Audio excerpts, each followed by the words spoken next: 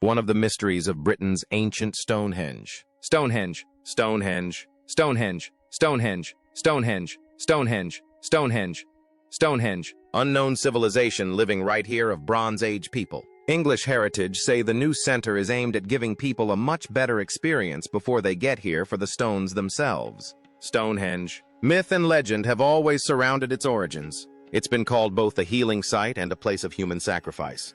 For the first time in history, ground-penetrating radars have scanned directly beneath Stonehenge. And what scientists discovered buried under those 5,000-year-old stones has finally solved a mystery that defeated researchers for centuries.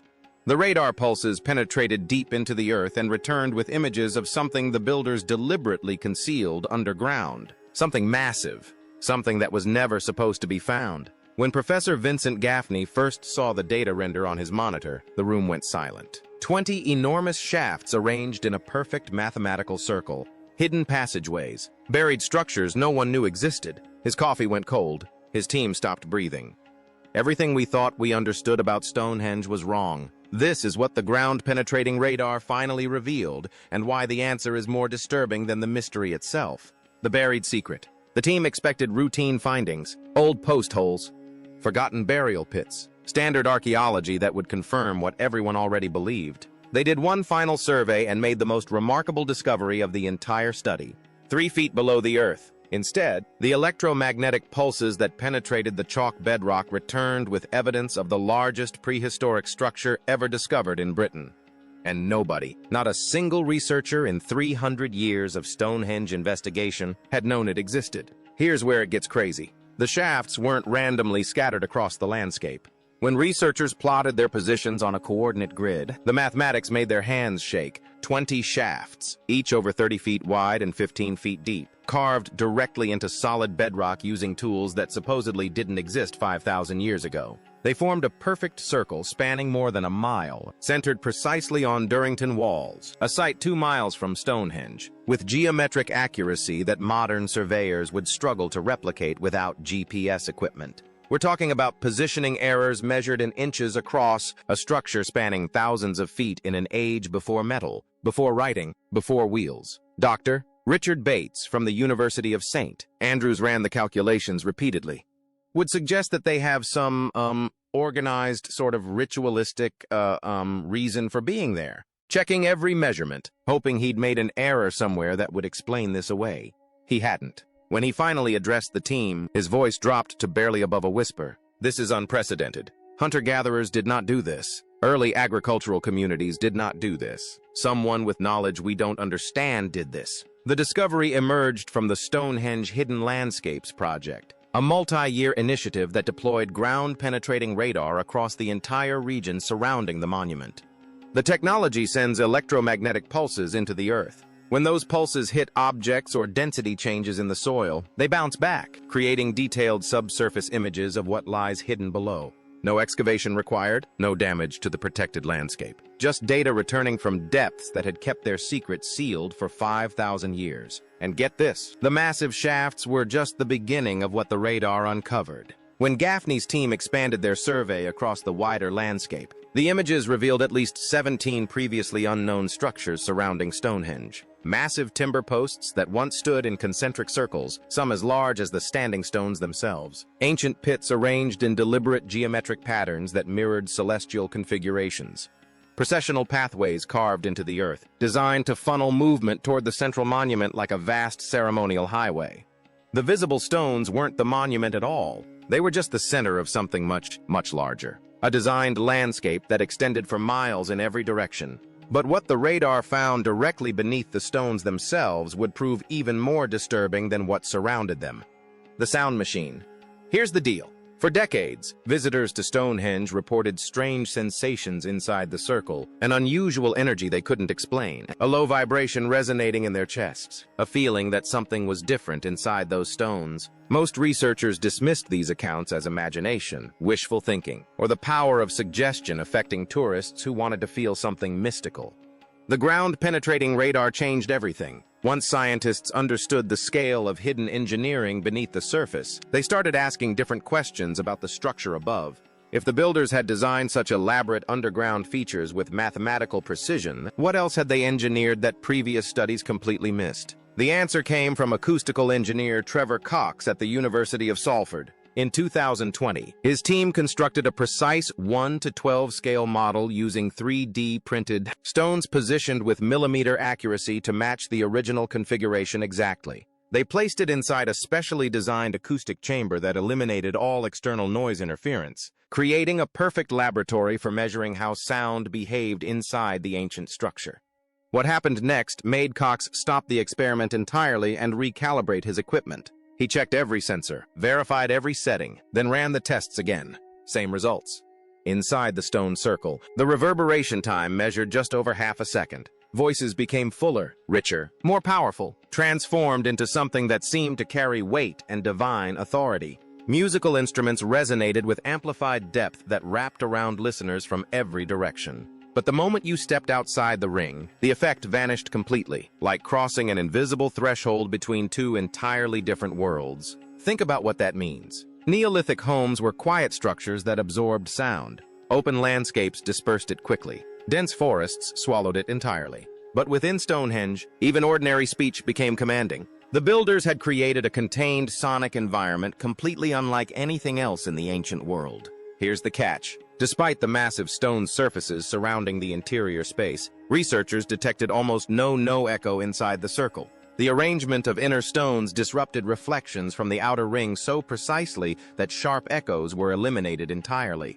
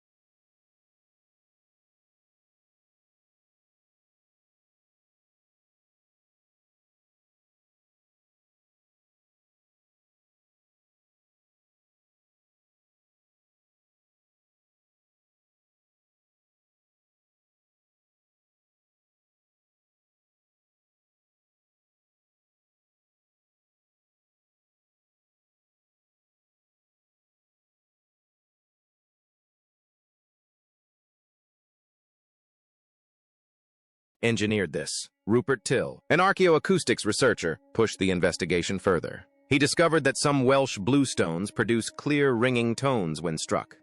Sound leaves your hands, goes off. Then it hits all the stones in the circle and comes back. And because I'm right in the center, there's a bit of a focus. Almost like massive stone bells. The region they came from is traditionally called Maen Clochog, which translates to ringing stones. Local folklore had preserved knowledge of their unusual acoustic properties for thousands of years. But Till's acoustic modeling revealed something far more disturbing than resonant stones. The specific arrangement generates infrasound, deep vibrations that fall below the threshold of conscious hearing. Humans cannot hear infrasound, but they absolutely feel it. Scientific research has linked exposure to powerful sensations of awe, unease, disorientation, and primal fear. Were these frequencies an accidental byproduct of the stone arrangement, or did the builders deliberately engineer a structure capable of manipulating human emotion without anyone realizing they were being affected? The researchers couldn't definitively answer that question, but the capability was clearly designed into every carefully positioned stone. If ancient acoustic engineering fascinates you, subscribe now, because what they discovered about where these stones actually came from is about to rewrite everything we thought we knew about prehistoric Britain. The impossible journey. The acoustic discoveries forced researchers to completely reconsider every assumption they'd ever made about Stonehenge. If the builders understood sound manipulation at this sophisticated level, what else had been drastically underestimated about their capabilities?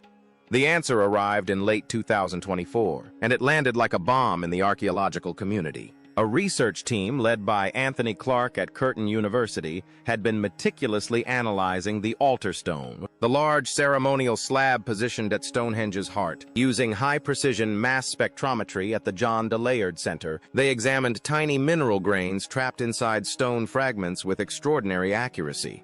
Dating individual crystals and measuring isotope ratios, grain by grain, the results made Clark immediately request a second analysis, then a third. Then he brought in independent verification from another laboratory. The numbers kept coming back identical every single time.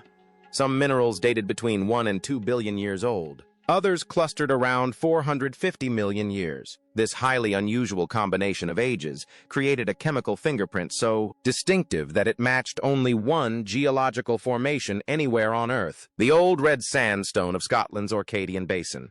Northeastern Scotland, over 700 miles from Stonehenge. Dr. Robert Eichser of University College London had spent decades studying Stonehenge geology. He'd written definitive papers on bluestone origins. He thought he understood exactly where every major stone came from. When he saw Clark's data, he sat completely motionless for a long moment, processing what the numbers actually meant. "Genuinely shocking," what he finally said, his voice flat and drained of its usual academic enthusiasm. "This changes everything we thought we understood about these people. Here's the deal. Moving a 6-ton sandstone block overland across ancient Britain would have been virtually impossible. The terrain consisted of dense primeval forests, treacherous marshlands, and rivers without any bridges.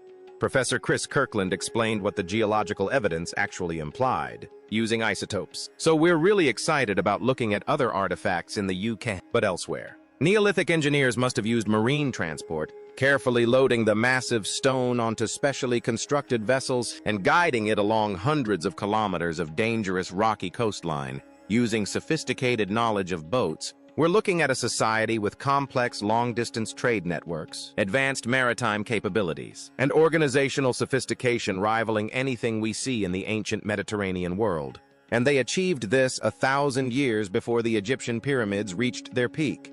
But knowing where the stones originated only deepened the central mystery. The real question wasn't just how they moved these materials across Britain. The question was why they needed these specific stones from these specific locations. The answer, it turned out, was written in the stars. Literally, the celestial code.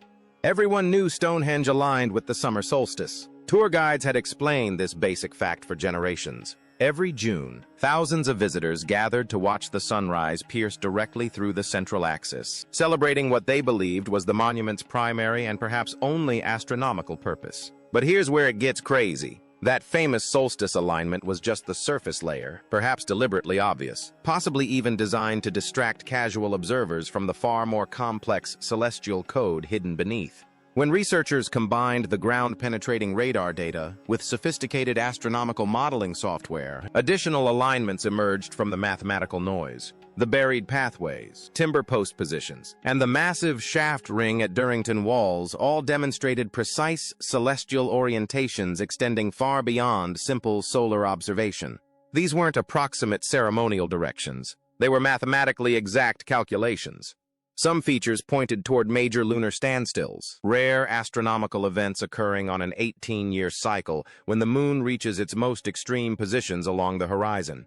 Think carefully about what that implies. Whoever designed this vast landscape was systematically tracking celestial patterns that took nearly 2 full decades to complete a single cycle. That requires institutional knowledge preservation, precise record-keeping passed from generation to generation, astronomical observation spanning multiple human lifetimes. That requires a civilization with organized education and long-term planning we never credited the Neolithic world with possessing.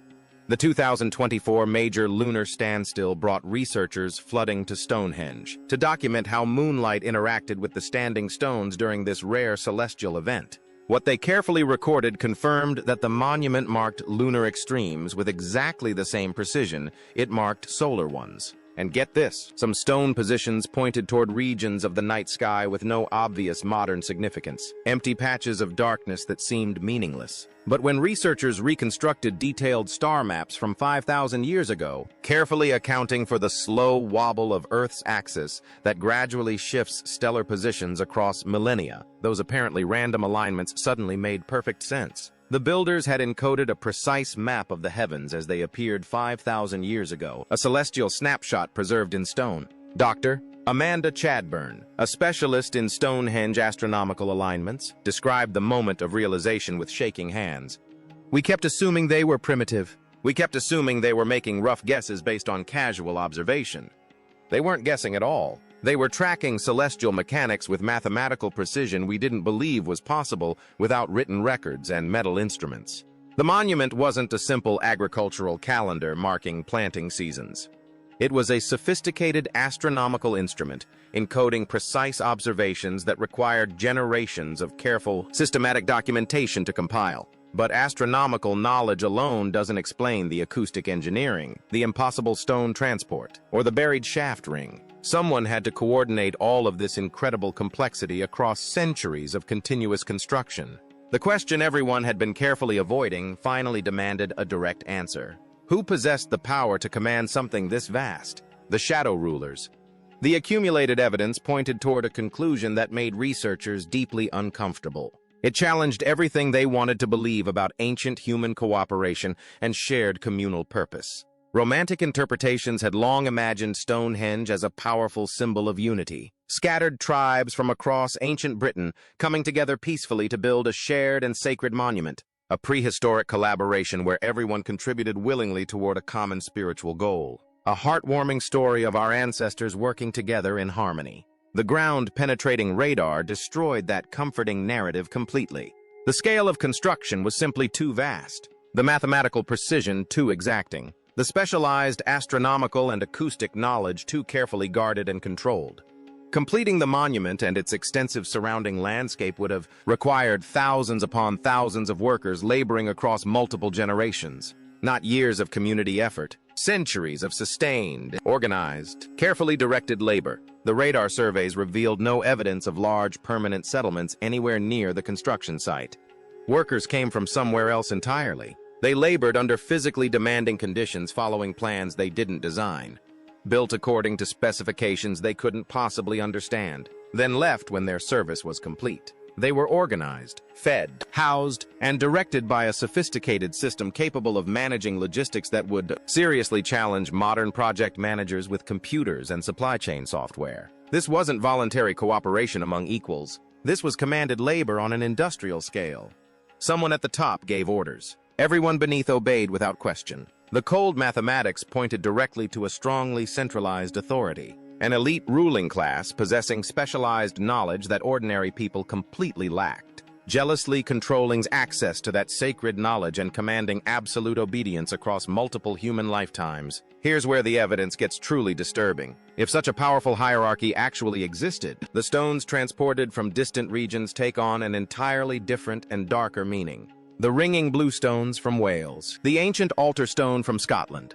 These weren't symbolic gifts representing tribal unity and peaceful cooperation. They were tribute forcibly extracted from subordinate populations across hundreds of miles. Signs not of voluntary cooperation, but of iron control extending across the entire island of Britain. And Stonehenge itself may have functioned as the primary instrument of that psychological control. Think carefully about the implications. A monumental structure capable of generating overwhelming awe through infrasound frequencies that affect human emotion entirely below conscious awareness. Acoustic engineering, making voices inside the circle sound impossibly powerful and divinely commanding. precise celestial alignments, demonstrating privileged connection to cosmic forces that ordinary people couldn't begin to comprehend or replicate. Inside that stone circle, completely surrounded by those carefully engineered frequencies, bathed in amplified sounds triggering primal feelings of awe and deep-seated fear. The rulers who controlled Stonehenge wouldn't merely claim to speak for the gods.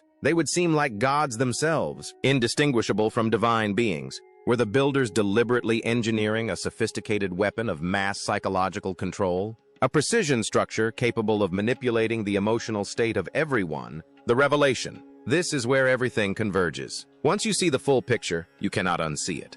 Ground-penetrating radar revealed Stonehenge sits at the heart of a buried complex extending far beyond surface observation. 17 unknown structures hidden for millennia.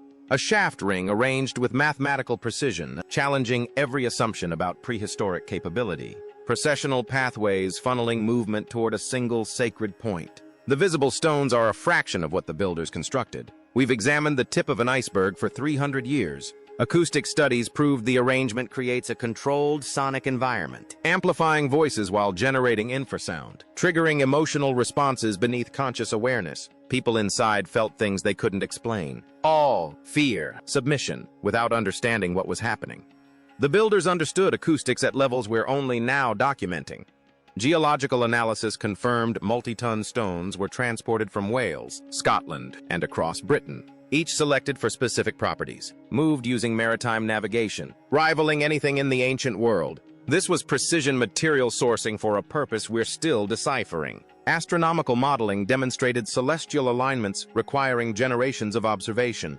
Knowledge we didn't think possible without written records or metal instruments. And social mathematics revealed construction demanding centralized authority, commanding labor across centuries. What emerges is a society far more advanced, organized, and powerful than history acknowledged.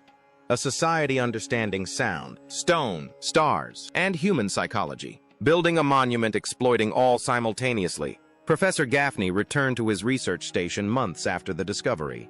First substantive map of the landscape of Stonehenge, touching every part of the landscape, was verified, papers published, the mystery finally cracked. But looking at radar images of what lay beneath the ancient landscape, he didn't feel triumph. He felt unease. "We spent centuries assuming they were primitive," he said quietly. "We were wrong. They knew things were only beginning to rediscover, and they built something designed to last until we developed technology to finally understand it." The stones waited 5,000 years. The ground-penetrating radar finally revealed what they were hiding. But here's the question nobody can answer.